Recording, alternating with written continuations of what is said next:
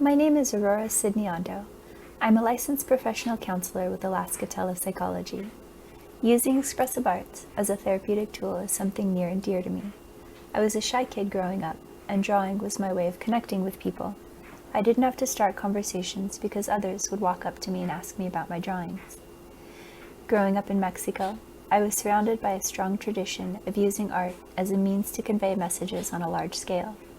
The muralist tradition has its roots in the disenfranchised voicing their perspectives to those in power. I grew up knowing art was a means of communicating messages. Later on, I discovered the field of art therapy, which was a perfect mix of my interest in fine art and human beings. Art and psychology has been used as a means for bringing an individual's internal world to light, for gaining insight, and as a method of inviting freedom and playfulness. The field argues that line is energy made visible, color is emotion made visible, and the creative process itself is healing and life-enhancing. Expressive Arts, which is the focus I'm taking for this talk, emphasizes experience and process over the end product. It's a combination of psychology and creativity in the service of emotional healing. Expressive arts can refer to visual arts, painting and drawing, music, theater, poetry, dance, just to name a few, to help initiate change within an individual, as well as changes with their relationship to the outside world. Expressive arts can be used with children and adults, one person at a time, or in a group. This talk will focus on using it with individuals, as well as ideas for caregivers and children. I'll present an idea of what you might expect from engaging in expressive arts. Next, I'll touch on how it works. And finally, some practical activities you can use for yourself or with your kids. Art as a therapeutic tool is used for growth and transformation. For example, expressive arts can be useful for children with behavioral problems to help with verbalizing thoughts and feelings, as well as to help a child share their experiences. One of my first clients was a 6-year-old boy who barely spoke. We drew together, and his drawings were repeatedly about him and his father doing something together. These drawings helped his dad understand what a big role he played in his son's life. Another example that stood out to me was during a workshop with multiple sclerosis patients. A young woman, about age 20, had just been diagnosed with MS. During the workshop, she drew a picture of a heart with a big crack through it. She cried as she described her picture and talked about how afraid she was upon hearing her diagnosis. Her parents hugged her. They said she had been diagnosed months ago, but had not cried yet. While doing art individually and just for itself is powerful, please note that these two examples also highlight the potential for increasing closeness and connection with others through revealing personal needs and verbalizing those needs to the people closest to you.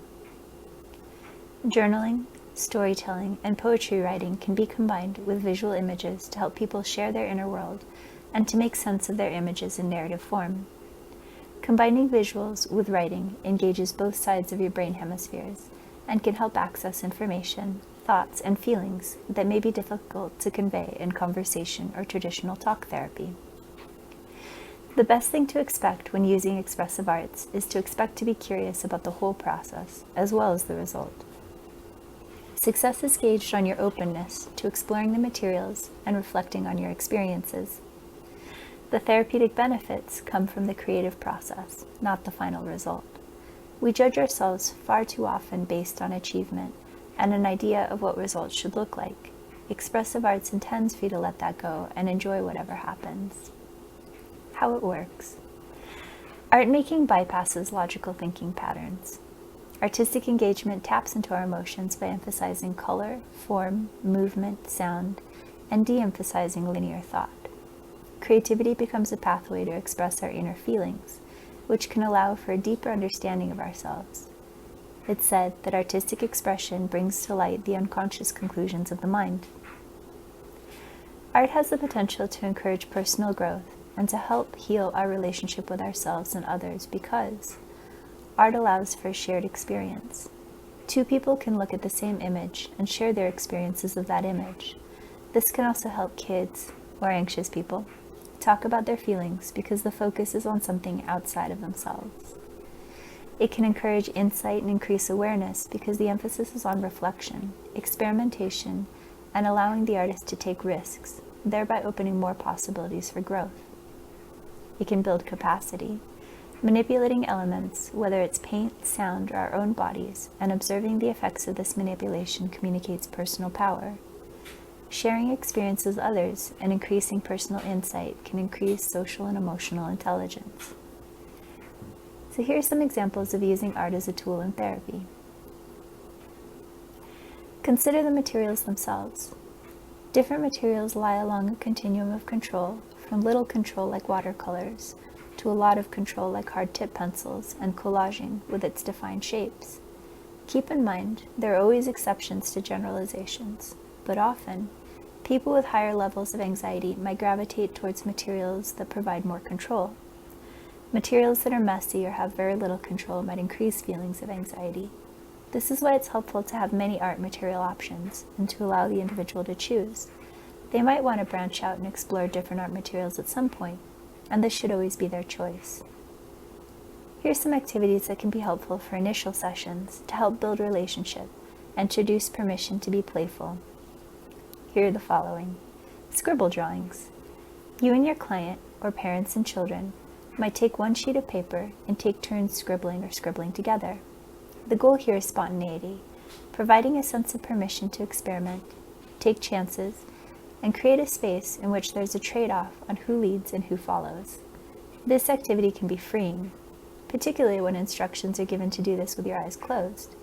It tends to give a sense of permission to focus on the feel of the drawing materials and hand movements, rather than the end result. It can also be fun to find shapes in the scribbles afterwards. Kinetic family drawings.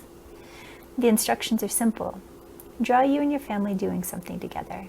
This activity tends to be helpful in revealing family relationship dynamics. Group drawings. Everyone in the group draws one picture together. This is also helpful in bringing to light relationship roles. Who takes charge? Who hangs back? Does any one person dominate the page? What's the quality of the line drawn? Are they heavy or light, wavy or sharp?